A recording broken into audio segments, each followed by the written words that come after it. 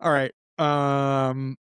Ashley, I got some cool stuff at a bookstore this week. Did you?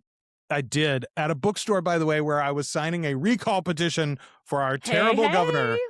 Congratulations. Yes, Louisiana doing a good job here. So first of all, I got a copy of The Mummy by Anne Rice. The Mummy or Ramses the Damned. I did not own a copy of this in any format. Actually, there is an abridged copy of the audiobook that's available. Yeah, that's It's not so great. weird.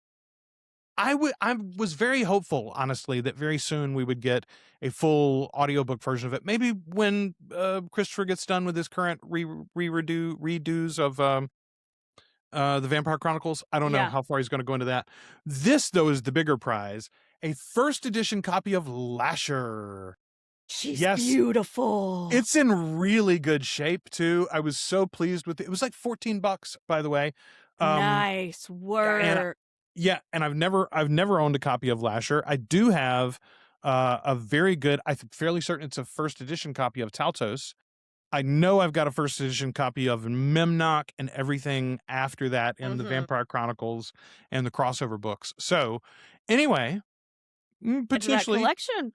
As the studio changes, maybe this fall when I get a little more room in my house, you all might see some books up there. So go check your local bookstore. Sign your good reminder. Yeah. Petitions to recall shitty politicians. Also that. Check your voter registration, folks. Just a reminder. Probably should do that periodically leading up to anything important. Boy, ain't it the truth. The original unofficial fan podcast for Anne Rice's Vampire Chronicles and the Lives of the Mayfair Witches. Welcome to the Coven, you butterscotch bitches. You butterscotch bitches.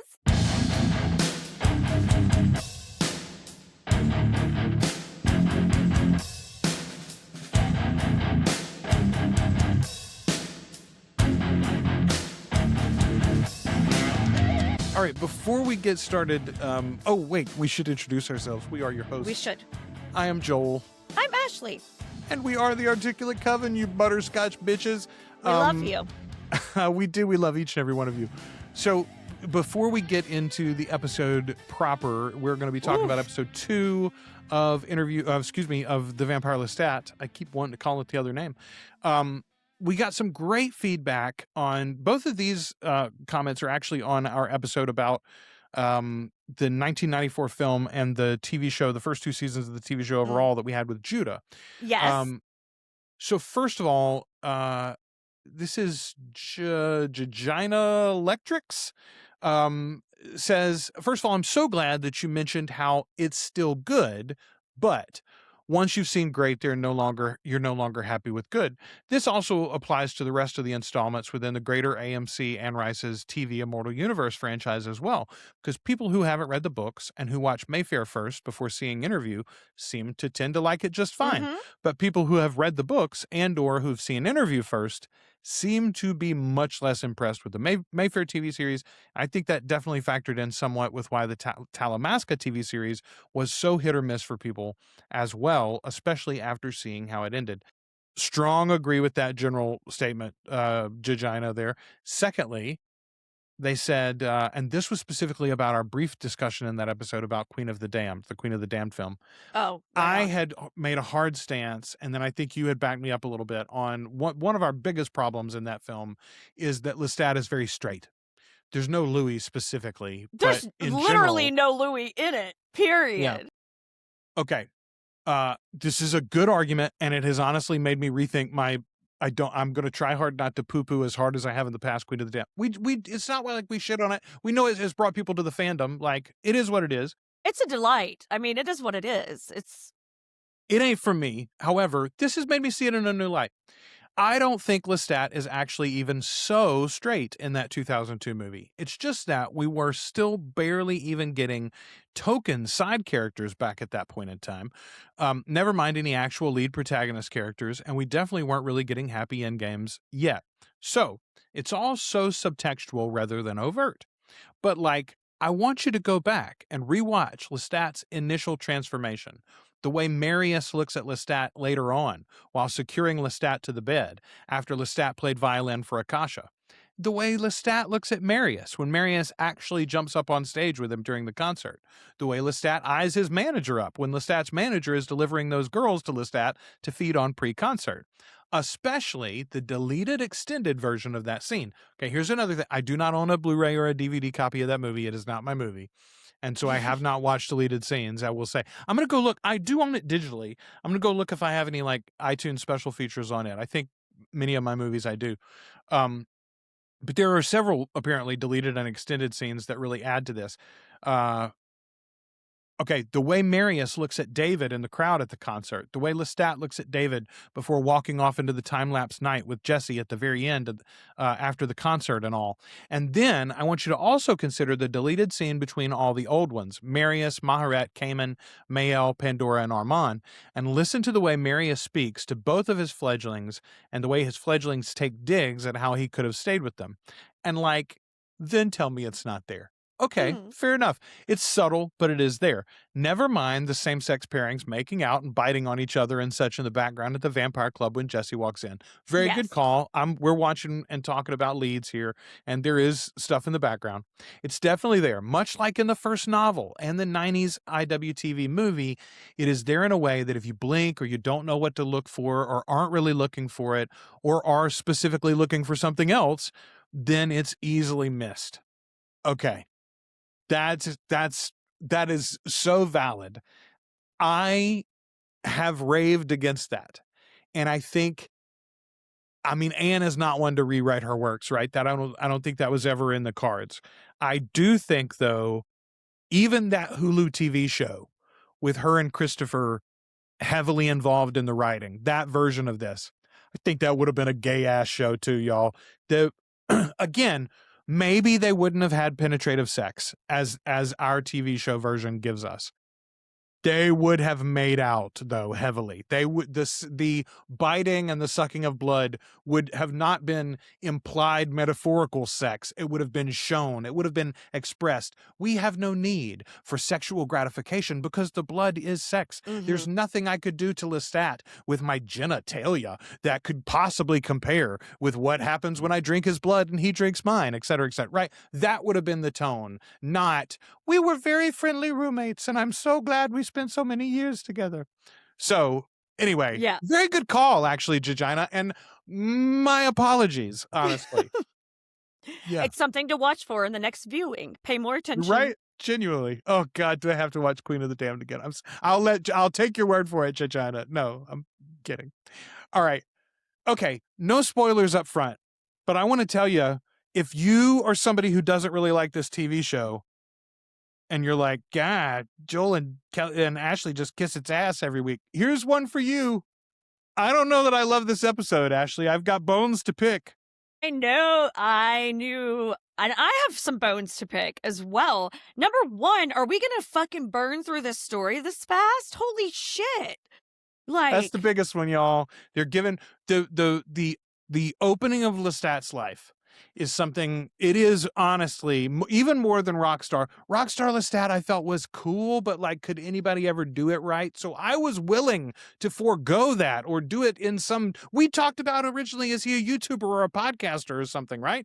I could have been happy with all versions of that. I won't be happy if this is genuinely all we get of his childhood and his young adult life. It will bother me.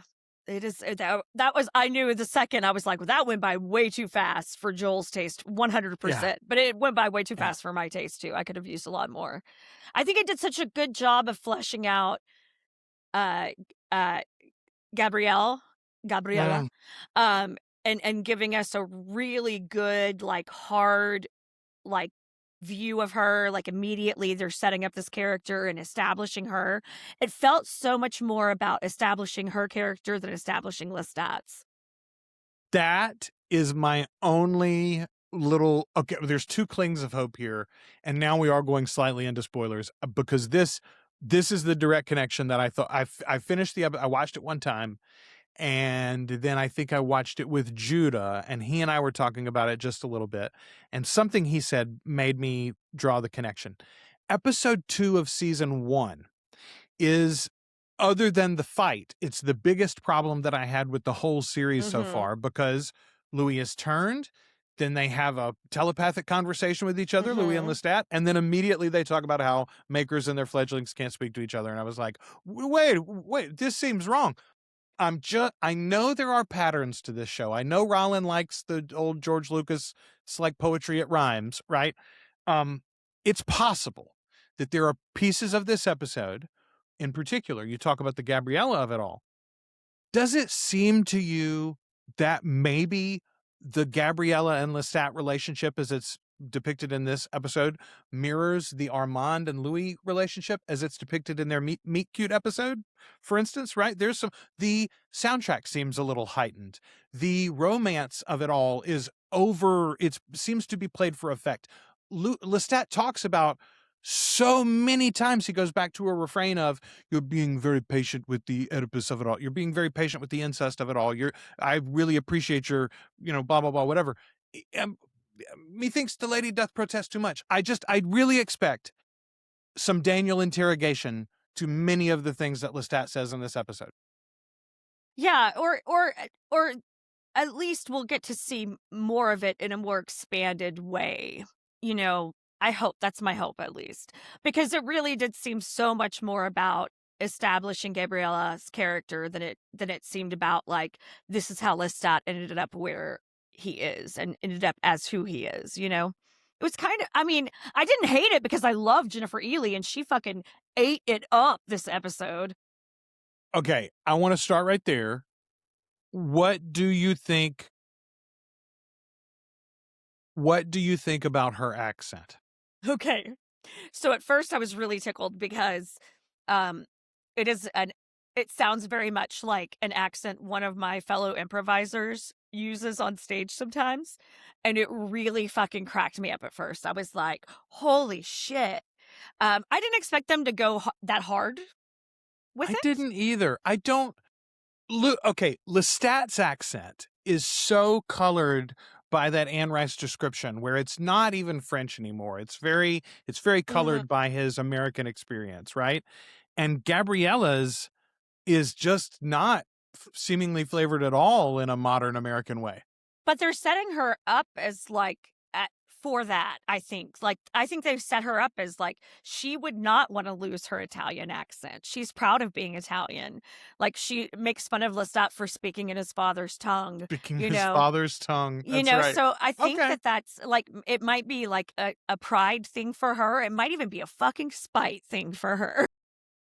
I kind of hated it at first. The first time I watched it, I was like, "Ooh, I don't like this at all." I did warm to it over the viewings. I've seen this one, I think, 4 times now, and it's very jarring. And I would say it's the most aggressive accent that we've heard in the show thus far, aside from like Claudia's. Yeah, like the opening episode of Claudia with Bailey. Yeah, like maybe that one was as strong a choice as this. Yeah. But again, if you're going with my idea that we're going to get some rewrites on this, a toned down version of that accent might play into that as well, I suppose. Yeah, absolutely. Absolutely. Okay, here's something I noticed. 2 episodes, it's just 2, that's a small sample size, but 2 episodes in a row so far of the Vampire Lestat, both of them with like real teaser endings, felt very True Blood to me, which honestly fits for this season, I think. I think that they want to leave us wanting more. They're going to try to leave us wanting more every episode, is how I feel this whole season's going to go. I think they're trying to keep the stakes really high, keep everybody super invested. They're counting on rewatches. Like, they've put, like we've discussed, they've put a lot of money into the season and advertising alone and events alone. So I think that I saw somebody in a comment section say, I heard a radio ad for the Vampire Lestat's premiere. I've never heard a radio ad for an Immortal Universe show before. No. So I think that's like they're playing a long game here. So I think they're setting us up to leave us wanting more every episode that they can. We may get a breath, like we may have one episode that you're like, whoo, excellent, But I think the rest of the time we're going to be like, oh fuck, here, what's coming down the pike? Yeah. Okay. Lestat opens the episode with a great word, Epiphany. Epiphany. Hilarious. I immediately wrote it down. I was like, Epiphany is a fucking great play on words. That is a great way to describe it. And yes, that boat is a penis. And yes, that ocean is my mother's vagina. Okay. Poetry. Absolute poetry. As I said, I didn't love the accent right away, but I'll tell you what she nails. Jennifer Ehle has the perfect level of cold, distant, self-centered. She's got that in just the right mix for Gabrielle, for me anyway. I agree. And the look is very good. I am down for, I know several people have said, why is she not in safari clothes and covered in mud? First of all, she's here to show off for Lestat. Like, she came to play Lestat's little game, and she does this in the novels for a while. She will tire, if she is book Gabriella, she will tire of this fairly quickly, and we will see her in more mannish clothing and dirty, climbing into the ground, etc., She's etc. still wearing male-coded clothing. She's still in suits. Like, she just is, like, stylish and fabulous, which I also think is a quality that she has, you know? She frequently is wearing really nice tailored, you know, when she was wearing Lestat's clothes, you know? Like, think about that. Think about that, also, people. though, I'm just kidding. I've seen people talk about it being like trans erasure. We talked about Daniel way back in the day. They gave Daniel a wife, and we're like, is this like, Daniel's gay? We all know that. Like, why are they making Daniel have this backstory with a wife and children, et cetera, et cetera? Okay. I do not believe it is erasing the idea of Gabriella's like transcoded nature, because Lestat is a switch. Lestat's bi as fuck, right? The fact that his mom identifies as a mask probably does not change the fact that they can sleep together. That's not a problem. No, for this it has nothing to do with that. Yeah. No, absolutely not. No, and I think that because that was always a piece of the book too. I mean, that was always an undercurrent in the book, you know. I think that, and I also, like, we're just getting started. We don't know that what all presentations of the character that we're going to see yet, you know, like, we're just, and as we pointed out, so much of the of things, the shots used in the trailers was from that first freaking episode. So I mean, we haven't even, we feel like we've seen a ton, but we haven't really seen a ton of stuff yet. Okay, we get a list of his siblings here in the graveyard.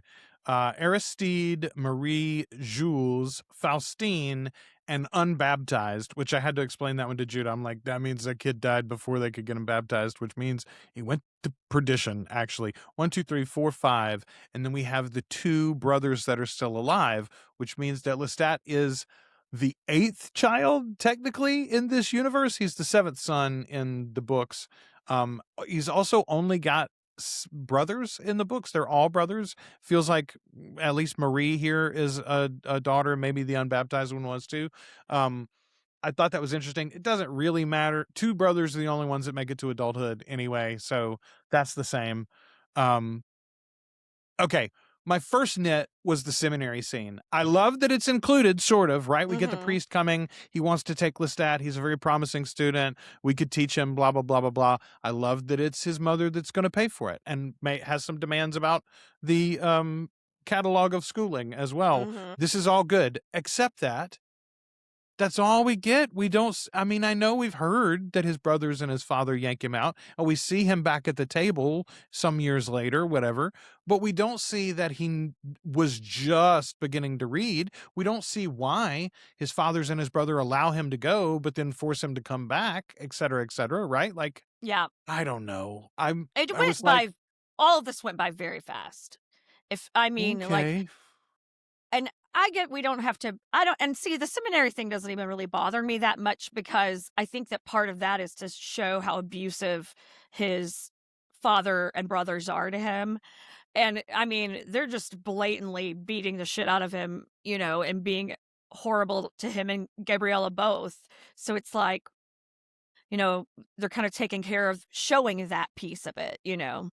You couldn't give us even one scene with him on the wagon on the stage on the back of the wagon train Right? with the actors, right? Instead of just That's what I talking missed about it. more than the seminary scene. I was like, because this is where he's like, Show me him being Lelio. Don't tell me about him being Lelio. yeah. But Okay, that's but the my big this one is though, the wolf cutting off fight. the wolf fight before the wolf fight. What are you? I simply I cannot allow it. Genuinely, I'm. I This is a problem. when I realized how fast we were burning through Lestat's past, I was like, Joel's gonna be so pissed. Okay, I think my biggest problem, honestly, Nancy Ward, our Queen of the Damned, commented about the CGI wolves even from the trailer from Mhm. episode 1. She was like, "CGI wolves? Really? You can't afford one fucking husky dog and color it up or something?" Like, okay, fine. But y'all, you couldn't have put a snowblower on set that day too? Like, Right. it's in the fucking it matters. It matters. And let me tell you why it matters. The way that this plays in the show, we see one wolf. We do not see Lestat kill any wolves. Mm-mm. Now, you can We see write for him gutting yourself. one. You can write. Well, no, we see him gutting something. I don't think that's a wolf. I think he was gutting some other animal as bait for the wolves, right? Like, I think he had gutted a Oh, sheep or something. Maybe it was a wolf. Maybe he had killed the first one already. But you can write for yourself that when he fires the rifle into the grass, that killed one that was coming that way. You can write that for yourself, but we didn't see it. You can write for yourself that the wolf that does get him, as the scene changes to him wounded, also got the pistol right in its gullet, right? And that one died too. It just wounded Lestat before it could get to him. But we didn't see that. But the whole point of this is that even those who come to tell his legend and are praising him, when the mob shows up, they're like, "He killed the 5 wolves." That's why his mother comes and says, "You killed the 5 wolves single-handedly?" And he's like, "It was 8. 8. It was 8, bitch. Count them all." Okay. But it looks like Lestat is telling a fib. It looks like he killed maybe one wolf, and the other wolves had fought amongst themselves somehow or something, and now he's getting credit for all of them, right? Like, I Not read it think that it way. matters. I think I it didn't read it that matters. way. Joel, this was always going to matter to you. This I could know. be to an average fan, this can be absolutely something to blow through. But it's hard because it's such a big part of who Lestat presents himself as, who he's seen as by others. The wolf killer thing is a huge piece of it. But maybe They've already written a song about it. Show me these. You better show me these fucking wolves when you sing a song about it. Well, my thing too is, we know we're gonna meet. We know we're gonna meet his maker this year, Magnus. right? We're gonna meet Yeah. Magnus this year. Magnus is cast, so perhaps that is something we get when we meet Magnus. I don't know. I'm holding out hope, Joel, that you're gonna get your wolves. We better. That's all I'm saying. We better. Because I think we'll get some of the actor stuff when we get Nikki, You cannot tell me that the freaking budget for The Grey with Liam Neeson was so high. He fought those wolves like 4 times. Give me one little. I'm going to go watch The Grey just so I can be satisfied now. Just so you can watch a fucking wolf fight. Yes, I just want a fucking wolf fight. Okay. I really do think we'll get more. I do think we'll get more. I think they're going to use those character introductions to give us pieces that they kind of skipped past. His brothers and father should be terrible. They should be stupid and slovenly and, bad in every way. Because that's the way that Louis, yes, that's the way that Lestat sees them. That's the way that Gabriella sees them.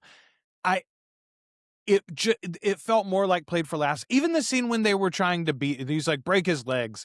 Mm-hmm. They seemed bumbling instead of actually threatening. This is why I think a actual seminary scene or a scene of them actually taking him off the stage on the back of the wagon with the actors, that would have given us real menace from those 3 instead of just like buffoons. Well, I mean, and again, you mentioned that you felt like so much of those scenes, like music is heightened, Gabriella is heightened. She's like raging, like when she's going off on them, she is just intense as fuck. And I love it because I love getting to see that range of that character and get to see that actress really get to really chew on some shit, But it could be another piece of that. We're seeing like a character, a characterized version, a caricature almost of the brother and father, the brothers and father. I don't know. We don't know. It's been like 4 years now. We've been talking about this TV show, almost a decade, as you said. We've been talking about these books. Rollin Jones says, oh, yeah, I'm going to have Gabriella tell that story. You know the one. Y'all, you know that scene from Memnoch the Devil that we talk about all the time? If Rollin tells that book, he's going to tell that scene too, y'all. I'm just telling you. Mm-hmm. It's coming. They're all coming. They're coming. Yeah. Yeah. She tells us, you know what I dream of? I love Lestat is like laying there dying effectively. I mean, not actually, but incredibly wounded. If he hadn't taken sustenance and nursing, he probably would have festered and died. Yeah, but he's beat up and he's being a baby about it. That's true. It's like her attitude. It's her attitude. Buck up, get downstairs, get your fucking flowers. But he's like, what we ought to do, what I dream of is killing them. That's all I thought of when I killed the wolves. I just killing my brothers and my father. And she's like, do you know what I dream of? I dream of fucking every man in a 50-mile radius, in fact. Let's run a train on the town. You too, if you want. Yeah. Well, this is what I'd use. This part right here. Do you like that? Ma'am. Sir. Good sir. Good sir, good ma'am, good God. And that poor maid in the corner, she's like, Jesus. Yeah. And then she's like, finish him off. I was like, what? Which part? That's the brilliance of that line, by the way. She means the salve, but also probably the other. Also the other. Yeah. Oh, okay. But I do love that she told that story because that's one of the most audacious things that falls out of her mouth, and I fucking love it. Well, and it matters to these characters in this characterization because it shows that Lestat does not understand the nature of this relationship. Lestat, even at this age, believes this relationship is closer and a more two-way street than it actually is. Gabriella is telling the story, and she finishes it with the climax is not her sex with the town. Her climax is, in that moment, I belong to no one. And Lestat comes in and he's like, yeah, except for me. She does not respond to that other than to tell him, I'm dying. I won't last the winter. Yeah. And walks out, which, first of all, like straight out of the books, almost all of that effectively, other than Lestat, I think, but Lestat does think that his mother loves him in a way that is more direct and compatible than it ever actually is. Gabriella does not have this to offer. I'm not even casting shade on her, but the only thing we cast shade on is that she didn't teach him to read. But that's my big beef, y'all. Some people aren't made to be mothers. Yeah, some people are not made to be mothers. She was not made to be a mother, and she did so much more for Lestat than she did for any of the other children because he was the only one that was worth a damn, apparently. Okay, great. But Lestat, even here in young adulthood, because, here he's looking a lot older than he is at this point in the books when this happens. But regardless, let's be generous and say he's like 17 at this point. He should have figured her out already. Like, you should know better than to say out loud, except for me, no, I do not belong to you either, you blonde-haired bastard. No, I belong to no one. Eventually, it will be that way, and I will be gloriously happy. The scene, whenever she decides to leave him down the road on the Devil's Road to his own adventures, it will be very similar to that moment where she says something profound and he goes, except for me, right, mother? And then she goes, deuces, and walks into the dark. Yeah. I need a break. Well, he says what? He's only seen her twice in the last century. I've seen you twice in the last century. Exactly. Yeah. Strong boundaries for our gal. she saw him sometime In New shortly Orleans. after the end of their time together in New Orleans, when Louis and Claudia leave New Orleans, and it seems like probably before he goes to Paris for Armand and the Coven and the trial and everything, because his neck still hasn't healed. His clothes are stuck to his skin, et cetera, et cetera. So like, yeah, he's still in like mummy mode at that point when Mummy shows up to help him, theoretically, I guess. Okay. I adore the fact that when Lestat wakes up from this flashback daydream to start the episode, which that's also like cool that we realize, oh, he's been asleep for 30 minutes thinking this and working through it. Daniel's naked in the shower in the middle of his room there. Daniel's naked in the shower. I was like, Eric Bogosian ass was not on my bingo card for this Bogosian season, booty. actually. I love it. Let that man show off. I don't think there's even a question, by the way, on whether that was a butt double or not. That is Bogosian ass. I feel confident. So there you get your fix, folks. Okay. When the fight begins among the band members, Lestat finally comes in, and they've been talking about him already for a while and are excited to have this conversation. Christine, though, comes out and she goes, check your contract. It says cocaine whore bucket. She's such a bitch.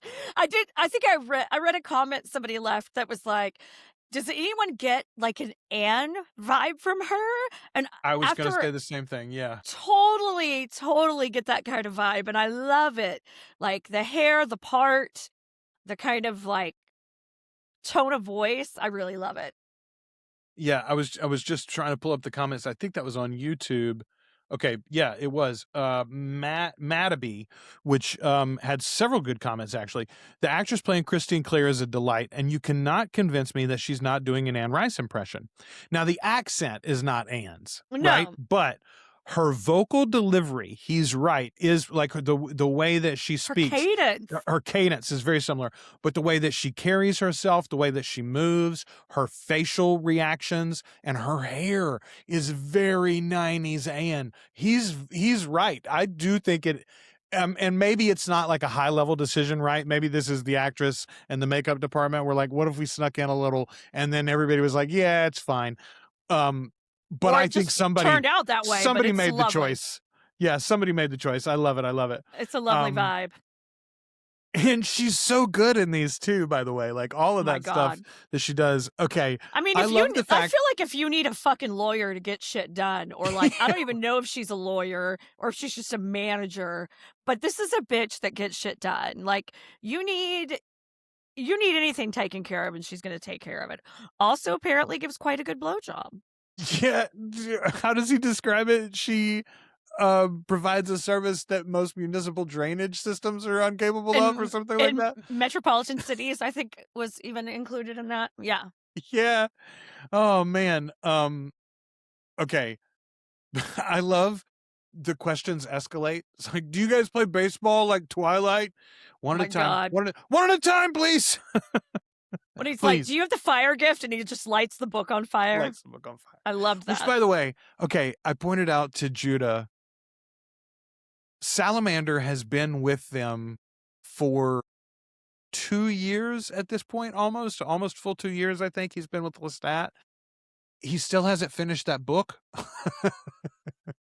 He's still reading Interview with a Vampire. Shit. I don't think he's rereading it, y'all, is my point. I think I feel like that's his first very go-through. Slow reader. I think that's why he was asking about the fire gift. Oh, you got it? He says at one point, did you do the little cup? Which I think in French they do refer to it as le petit coup. But yes, the little drink is how it's always referred to in English. But he's like, did you do the little cup? It makes me wonder, though, is that the Talamasca translation in the book, right? Because the Talamasca edited. Did they not give all the names the right names? Did they not give the coded language? Did they try to keep things secret? Yeah. Okay.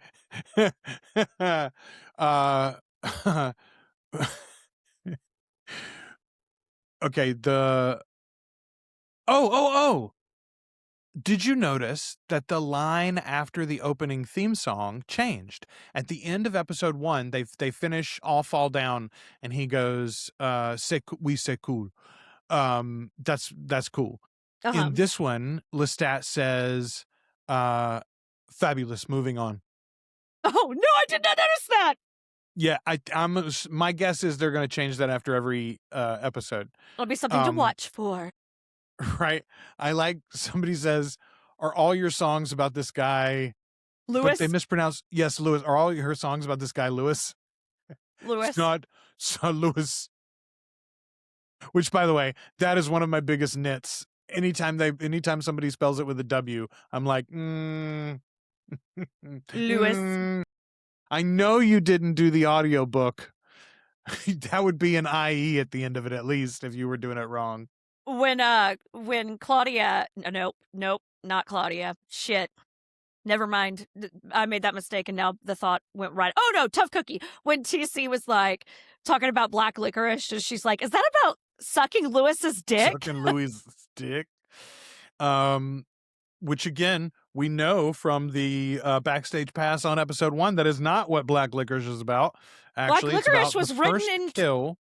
Also was written in 2010, apparently. Yeah, it was an existing song that he had already written. Oh, the real song. Daniel Hart had already written it. I didn't know that. That's fascinating. Yeah. And I was just reading an article somebody posted in the group from Nerdist about that. And it was a song he had written back in 2010, and Rollin heard it and wanted to use it. And so they used it in the scene where he kind of has the breakdown on stage. It was supposed to be a totally different song.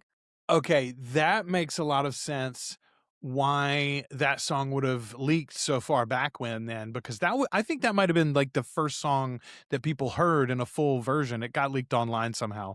Oh. Some folks in our group were even sharing it around before the other songs dropped. The only one that was available publicly was Longface, but people were already listening to Black Licorice at the time. But if it was an existing song, that makes sense. Yeah. That was probably the first one they recorded, or one of the first ones anyway. Also, my favorite misheard lyric my second favorite misheard lyric of all time for me personally came from Black Licorice, which was when I saw it at the concert. I totally thought he said he wants to stay in bed eating my Nicorette. I was like, why does he need Nicorette? Just smoke a cigarette. Oh, man. Okay, I love when Lestat reads all the band members' minds. Like, Alex is mad and trying to leave, and then nobody else is going with him. And he's like, they don't want to speak, but since I'm a vampire, I can read their minds. And he goes like one by one, reads them all. In particular, you'll miss it if you don't watch for it. Salamander is wondering whether or not Lestat's going to fuck him. I make it a rule never to sleep with my bandmates. Which, first of all, sir, we know for a fucking fact you sang with that singer back in the 20s, sir. So to be fair, he was the not 30s, I guess. He was not her piano player.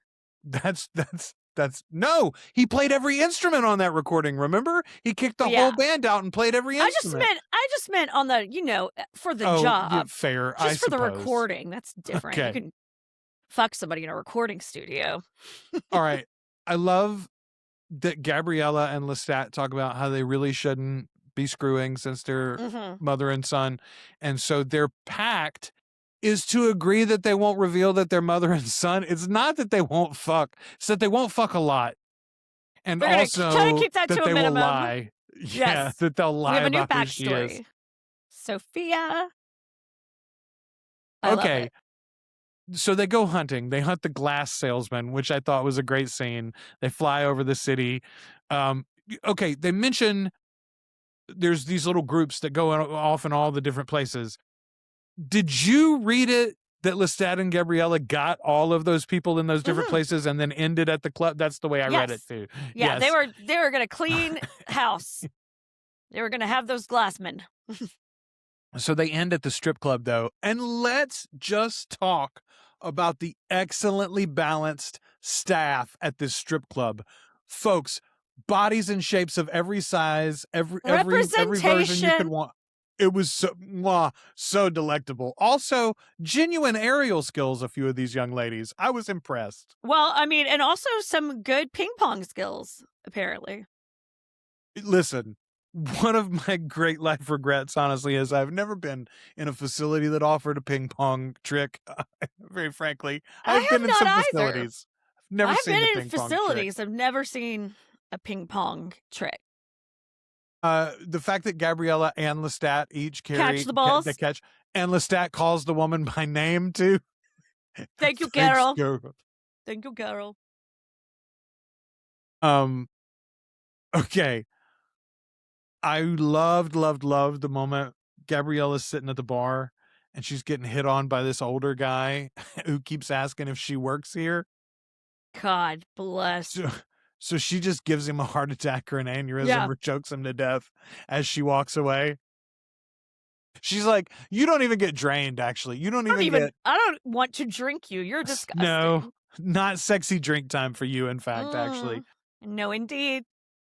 You're just going to die at the bar at a strip club. Which, by the way, if there's any doubts that this Gabriella is not or is straight, no, she's not. There we go. She's making out with the strippers too. And it's like, maybe we should turn her. Look at her. She's got some game. She specifically references the Great Convergence, and then Lestat says, "What?" And she says, "Nothing," and moves on. Gabriella has been busy, is my guess. We're going to hear more about that down the road. I wonder, I mean, the fact that she mentions it like that makes me think Gabriella in this version probably has some fledglings already. I bet there's a couple already that are going to show up. Or at least she's savvy to what's happening, obviously. Yeah. Also, Rashid is there in the strip club. Yes. Danny, what the fuck are you doing here? I had to back up because it was really dark in that scene. I was like, is that Rashid? Is that real Rashid? Okay. Mr. Thomas Pitt owns the hotel that Lestat helped destroy in Detroit, needs the VIP fan experience to make it all better. Lestat's like, am I going to have to fuck him? Yes, you're going to have to fuck him, Lestat. Just show up tomorrow. Okay. The two of them are watching their meal up from their perch above the no-tell motel. Right. And she asks him, again, it's like such a motherly conversation. Everybody else is like, are you eating well? No, she's like, do you have a lot of sex? Are you having a lot of sex? Do you enjoy it as much as the blood? He's like, it's just in case anybody's sitting home like, these vampires fucking, I don't like it. These vampires fucking. He's like, it's not as good as the blood. He reminds us all. He's like, hey, do you remember how I put it fourth? It's still fucking fourth, I promise you. It's a distant fourth. It's never like the blood. Okay, when this dude finally comes out of the hotel, though, Ashley, the first time I watched it, you want to talk about a dark screen? I think the first time I watched this, I was watching on my tablet. And I thought that this guy came out of that motel to say hello to his kid in the backseat of the car, not on the phone. That is very poor parenting. Like, rip this fucker's head off and drop that kid off in a firehouse. Yes, exactly. Like, take the baby to a fire station. In that fucker. No, he was just calling in line to his wife, and the kid happened to be up, which is its own terribleness, but still. Okay. I loved the negotiation scene. I thought the way they framed this would have been the greatest reveal on this show so far, except that we've seen this scene, much of it in the teaser. So as soon as we saw the lawyer in the corner of that room, I knew precisely who Thomas Pitt was, and then I'm just waiting for it to happen. Okay, I had not shown Judah any of the teasers or trailers, and so when Louis appears in frame, he sat bolt upright on the couch. He was so surprised and excited. That's awesome. That is awesome. Okay, let's talk about his nom de plume there, by the way. Thomas Pitt, who owns Immortal Properties, apparently is the name of the company who owns this building, Dracula's Daughter. Okay, my guess is we're going to find out that almost all of those vampire bar locations from the novel that have the interesting kitschy names, Yeah, they'll are owned by all be Louis. owned by Louis. Yeah. And if you think about it, in a world where he's pissed off all the vampire population, very convenient that he has control of the places where they gather, largely, where they hang right? out. Yeah, pretty Yeah. easy for you to keep an eye on things when everybody's hanging out in your businesses. It's pretty smart, It's honestly. a good move. He's a businessman. Genuinely, though, the fact that those teasers had spoiled the reveal of Louis here, I that's a cheated moment. That moment could have maybe even made me forget the wolves that I've missed, because No. the reveal of It that would have been not so good.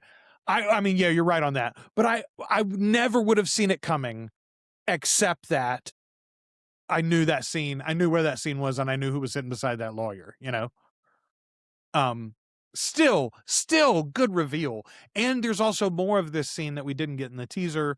I really love when Lestat says he does a Godfather impression. He says, "Bottom line, Louis, all sins negotiated," and he like tries to do like an Italian mobster thing. It is so cute. Okay, and then Lestat finally puts two and two together, and he's like, "Are you and he fucking?" Oh, it's so funny. Yeah. He's like, "Yes." Are you fucking her? He's a good lad, and he's emotionally Emotionally unavailable. unavailable is just what I'm looking for, in fact, That's actually. that's what Louis needs. Louis just needs that for a while. He deserves that.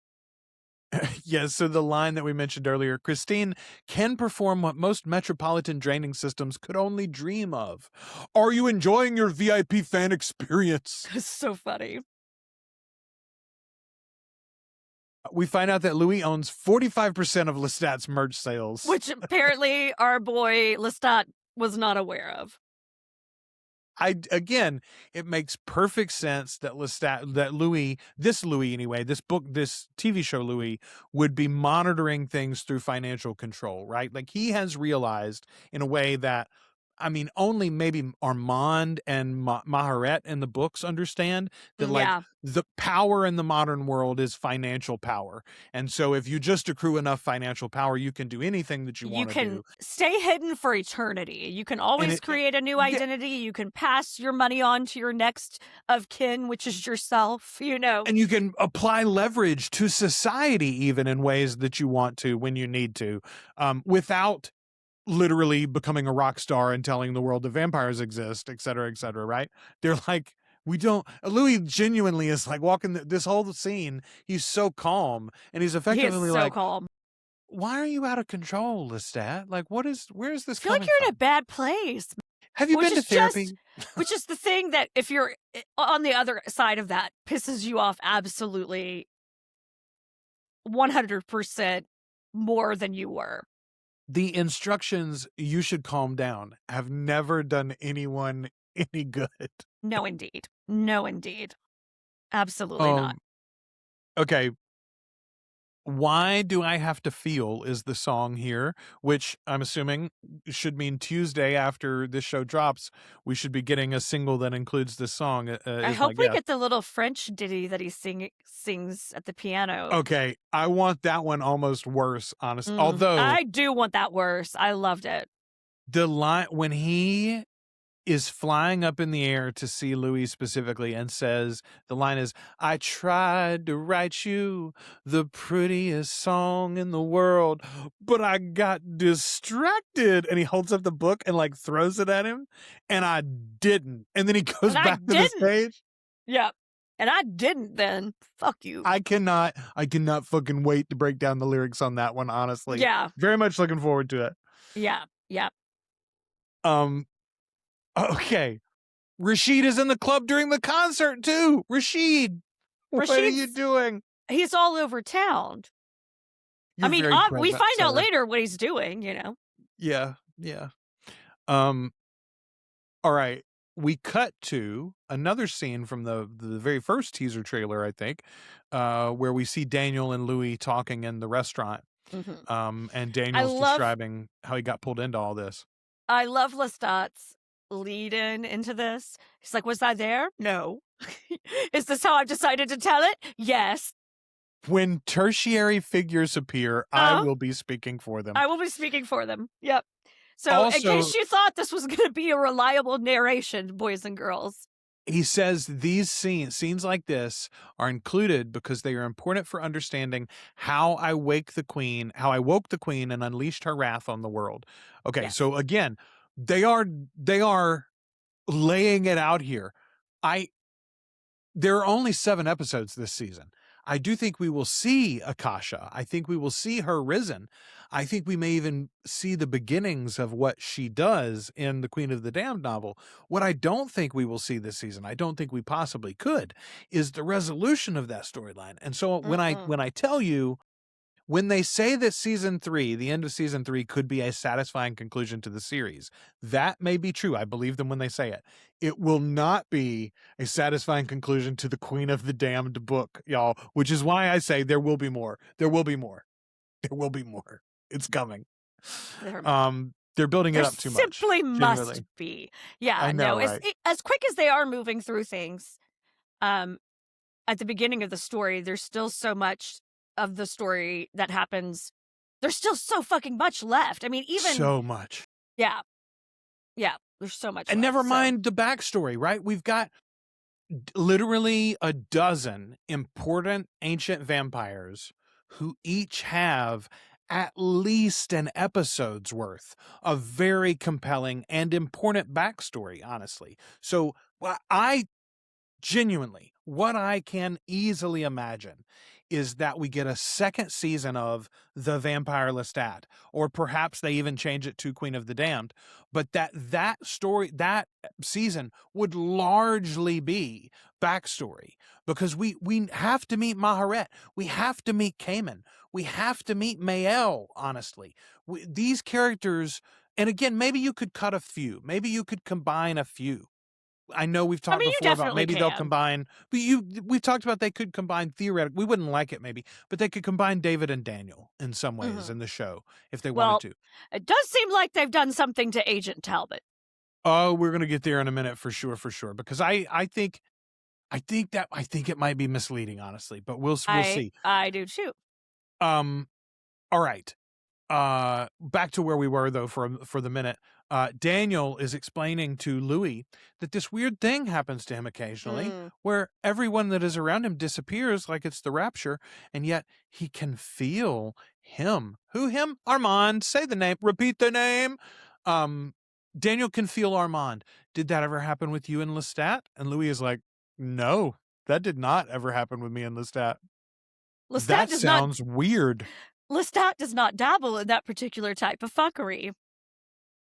That sounds weird, Daniel.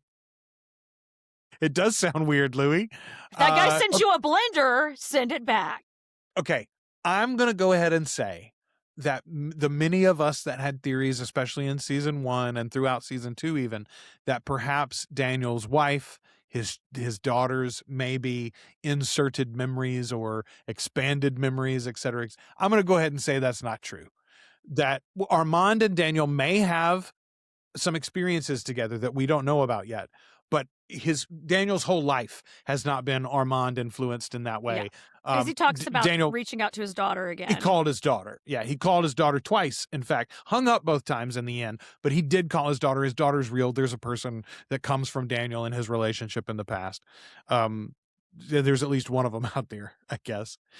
Okay, Louis, meanwhile, he's got a little revelation of his own. Louis has seen Claudia, Ashley. Yeah. Which, I mean, that happens you see doppelgangers of people in life, Yeah. He says it was Claudia, but if she had made it to her 20s, I saw her walk into a diner and I couldn't help myself. And at first he thinks he was wrong, but then she comes out of the back room. She's wearing a uniform. Was real. It was her. Yeah. It was her. It wasn't her. It wasn't Claudia. And yet it was her. It looked just like her. And it's this magical little moment. I'm going to go ahead and say that is Chekhov's Claudia body double there waiting on us. Chekhov's Delaney? Is that Chekhov's Delaney? I think we will see that Chekhov's Delaney played out in a third act somewhere down the road. I also think it's possible that we will see Claudia herself properly in some way this season, other than just, first of all, I think we're definitely going to see her as one of Lestat's muses that keep appearing, right? Yeah. but I think we may see her in some other fashion too, because it seems like Louis' story is also heading in that direction too. 100%. Yeah. 100%. Which, by the way, what a beautiful through line to give Louis a story this season that matters Yeah. for himself, not just for Lestat. You know, he's not just a side character in Lestat's story. He's got his own story that he's following. Okay, you mentioned, no, before they leave the dinner, Danielle says, Louis, don't eat me for this. My producers want to meet you. Then he gets up and there's Rashid and Raglan. I love how excited Raglan is to sit down for this, by the way. It's like Louis de Pointelac, Rashid. I'm Raglan James. Oh, yeah, that's the other thing, by the way. Louis questions him.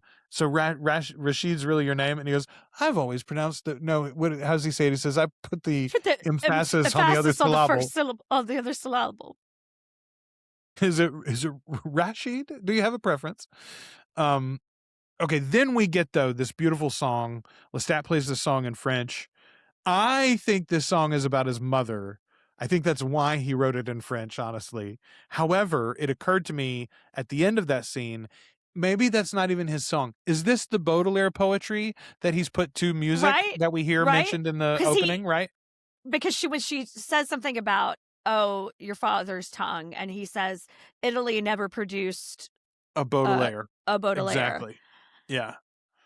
Yeah, I don't speak French, so I have no fucking clue what these lyrics are. And they didn't put the captions on it. They did not. Melissa, we're looking for you. We're looking at you. We need a translation stat. Is this a Baudelaire poem, Melissa? Okay. All right. We see flashes, though, during the reason I said I think that song may be for Gabrielle specifically. We see flashes of Gabby's creation and one big shift from the books. One big shift from the books. Everybody's talking about Lestat and Gabriella being explicit in their relationship. I think this is a much bigger shift, honestly. Yes, and again, hard agree. A bit of a nit that I will pick. It makes sense for Gabriella to kill them, particularly this Gabriella. She wanted to kill him in the books. She definitely wanted to leave him to die. She was fine wanted to leave them when the kids died. Yeah. Lestat, on the other hand, one of the reasons why Lestat and Gabrielle split up the first time in the books is because Lestat intends to go back and help his father.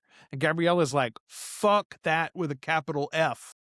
That old man doesn't deserve you. He damn sure isn't going to get me.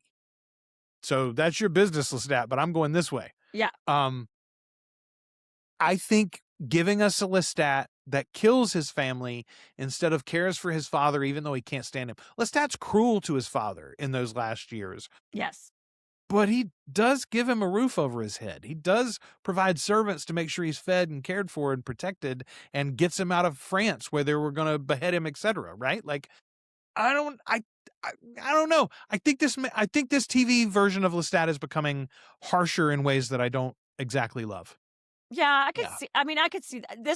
It didn't bother me because I was like, fuck those guys. And I really did love him punching his fist through his brother's chest. I love my gal having a really good time taking care of business and just having a bit of a feast, like it didn't really bother me, but I do understand what you're saying. This version of Lestat is a little bit more heartless.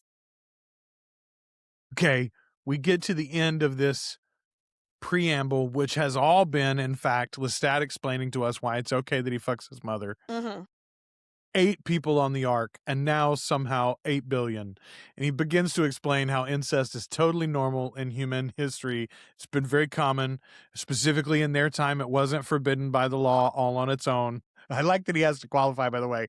Technically, it was illegal in some circumstances, but on its own, it wasn't enforceable, actually. Yeah. Finally, if you involved like a duck or something as well, if there was, Finally, he just finishes with, fuck it, it's different for vampires. That's different for vampires. Okay. It is different for vampires. Here's what's so hilarious, though. Last week, after episode 1 premiered, and we get the reveal of Gabrielle and them making out fledgling mother-lover, lots of conversation from fandom online about this. Yes. I screenshotted this quotation because at this point I had already seen episode 2 and I have blacked out the person's name, so even I don't remember it. I don't want to embarrass them. However, in a thread about people doing gymnastics to explain how it's okay that these two have incest and it's not a problem and we don't have to feel bad about it, et cetera, et cetera. And I commented something. I was like, and this is, we're going to get into this discussion a little bit broader here, but my general point is this. We've finished the first episode and it's revealed that they're going to be lovers in this. And Kelly asked me, she goes, was it this way in the books? And I started to say easily and simply and straightforwardly, no, it's not this way in the books. And then I qualified myself and I realized I thought about it a little bit. And so I said, okay, he and she do not have penetrative sex in the novels. That is true. However, I want to remind you, Louis and Lestat also do not have penetrative sex in the novels or oral sex in the novels. Vampires in Anne's world very rarely have sex as we know it at all. They live for the blood transfusion, and that's what they enjoy most. I will say, though, you ask me that question, and I cannot tell you realistically and honestly that Gabriella and Lestat's relationship is not romantic and sexual. Yeah, and no, you also can't say say with that. honesty, that Louis and Lestat's relationship is sexual and romantic, right? Either they both are or they both aren't. Yeah, no, I've always felt like their relationship had a romantic element to it. I mean, from the first reading of this book, I've never, I don't think that that's like hidden and buried in it.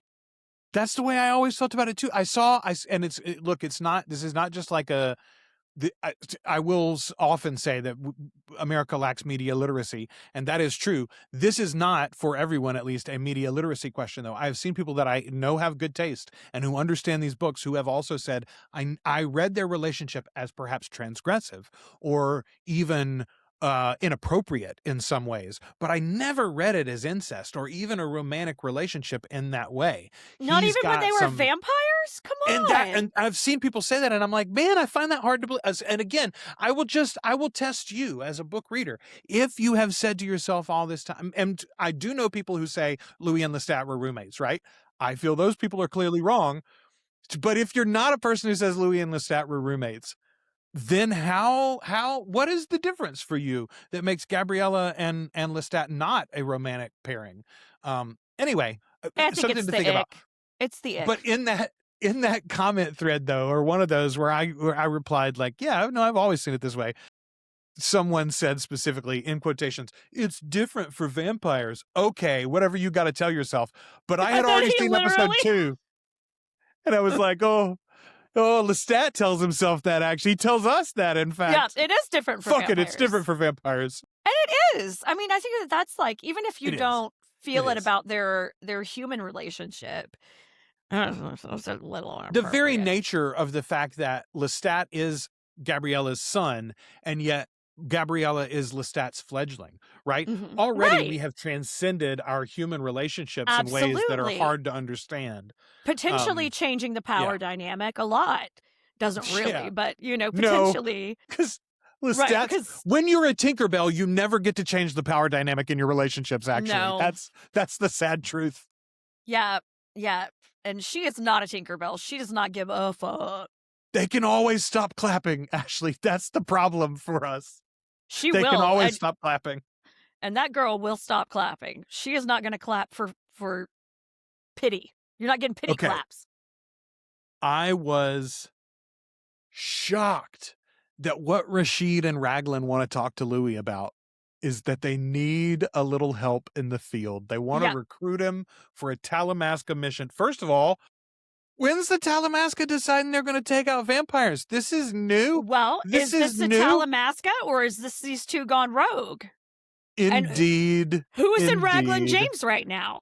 As we've asked before, we'll get to that note at the end when we're talking a little book spoilers, potentially. We'll talk about that again at the end of the episode. So I had some great feedback on that note too. Okay, you are extremely skilled at dispatchment. And he mentions Paris. He mentions Dubai. How many in Dubai? 31? 31. And then Louis corrects him. 32 if you count Agent Talbot. What was Agent Talbot's first name, Louis? If they genuinely killed David off screen, I'm going to be very upset. Ashley, I'm going to be very upset. When we get to the more spoilery section, I'll tell you what my first thought was and what I immediately had to go do. Okay, good.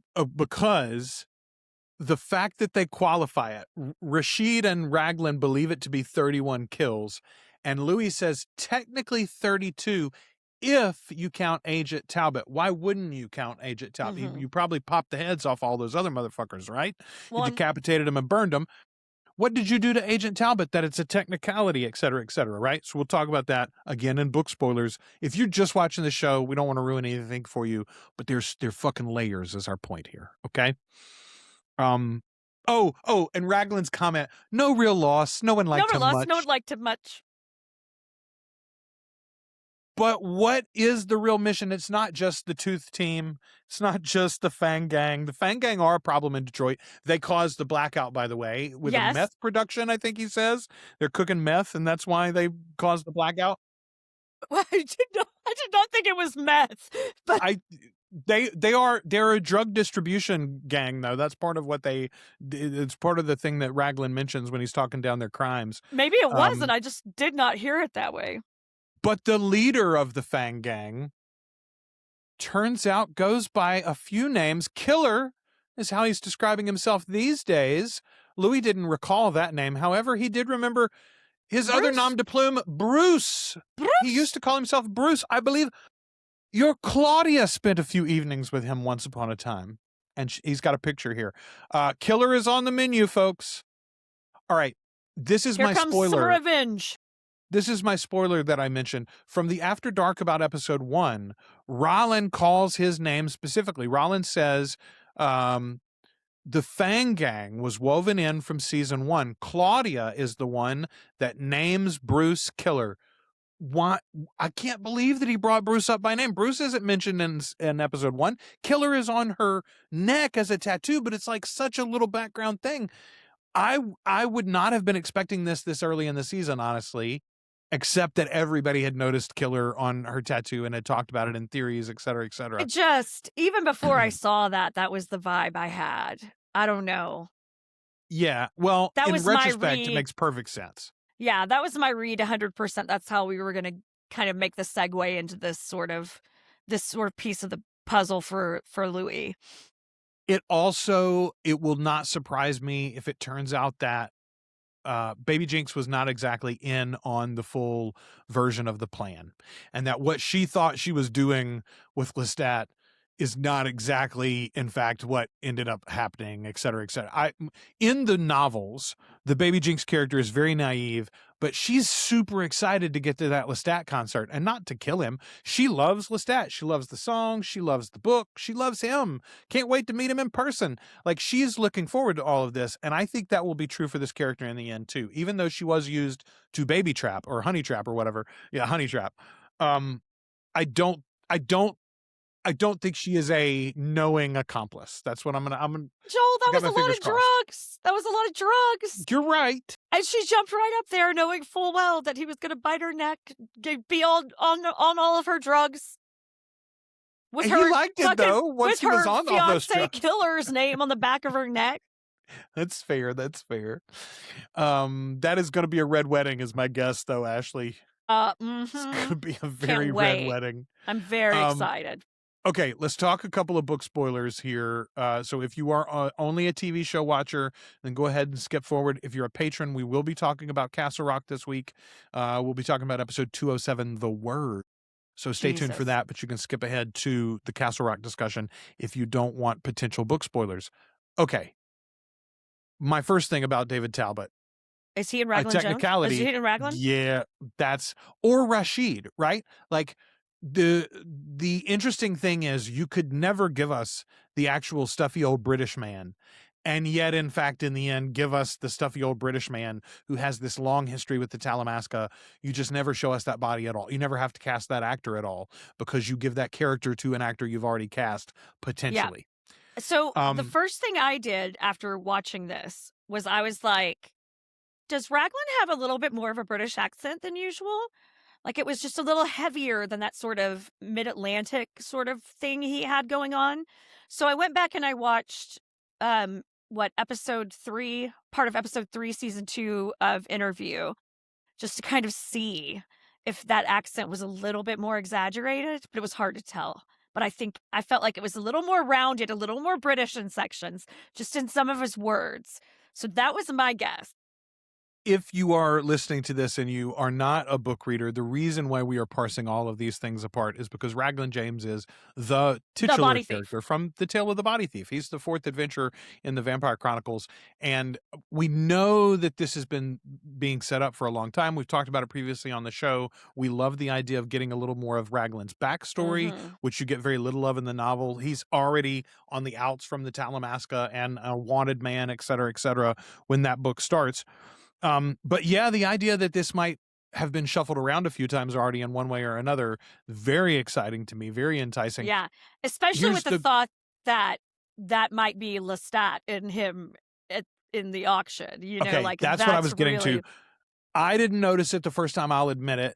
We did talk about the interesting, like he gets up and leaves after the fire starts, and then he stops and turns when the omnipresent record of the events is mentioned, you know.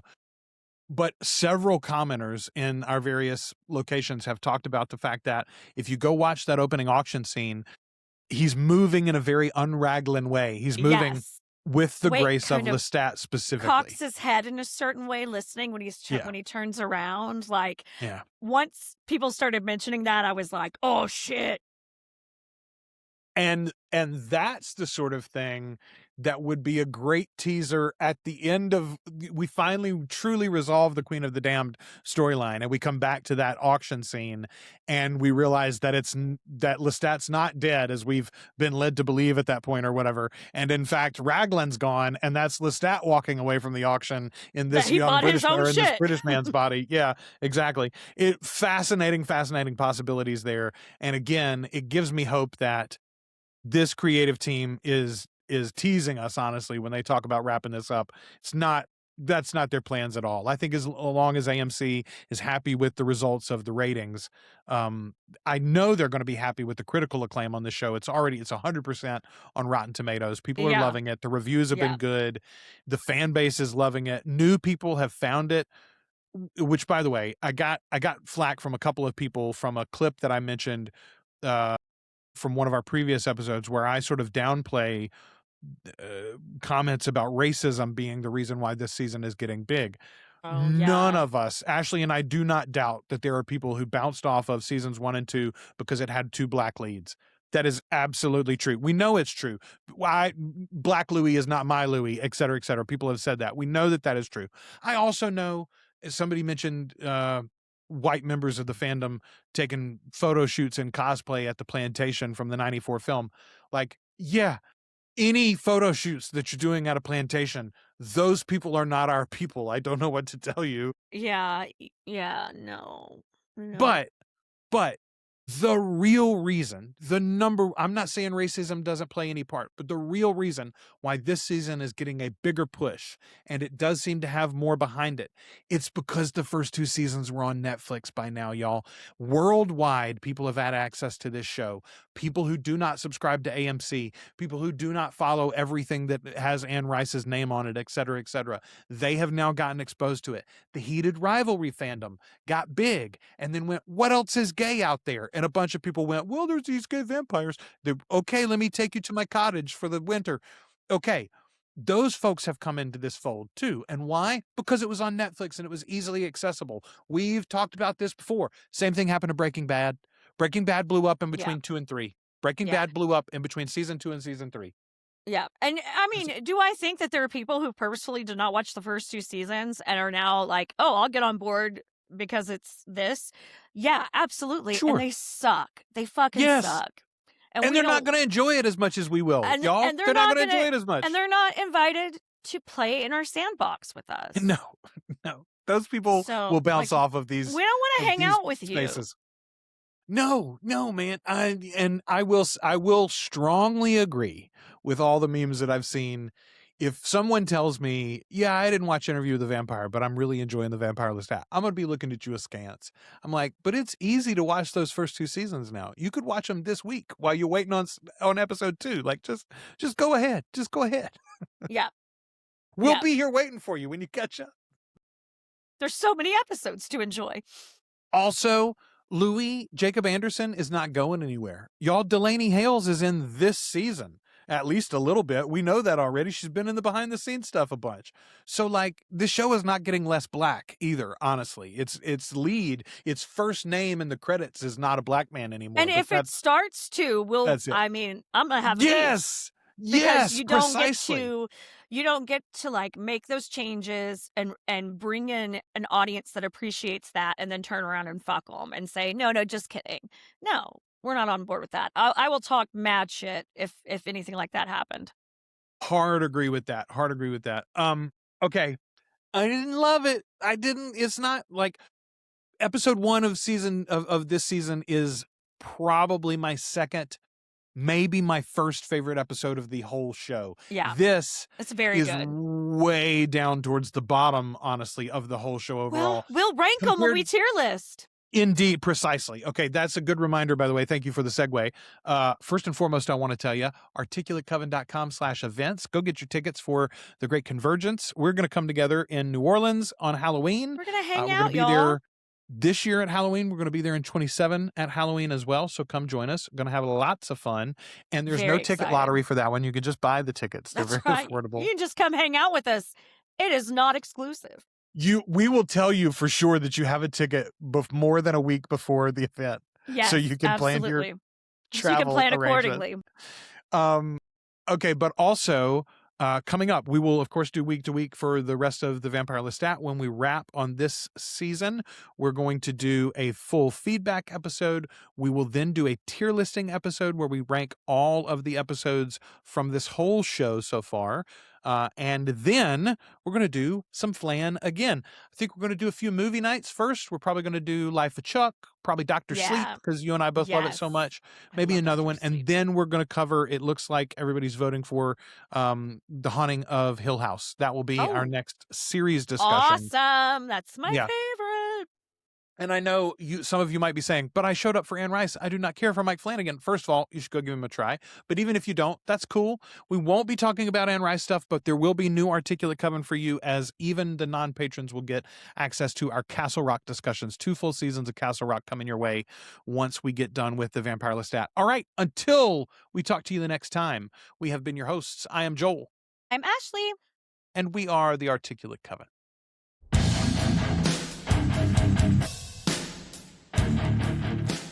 Thank you for sharing this time with the Articulate Coven. Support the show as either a free or paid member at articulatecoven.com/join. You can also find us on YouTube, Spotify, and wherever you listen to podcasts. Find more from the Coven with our sister show, Flan Again, covering the works of Mike Flanagan.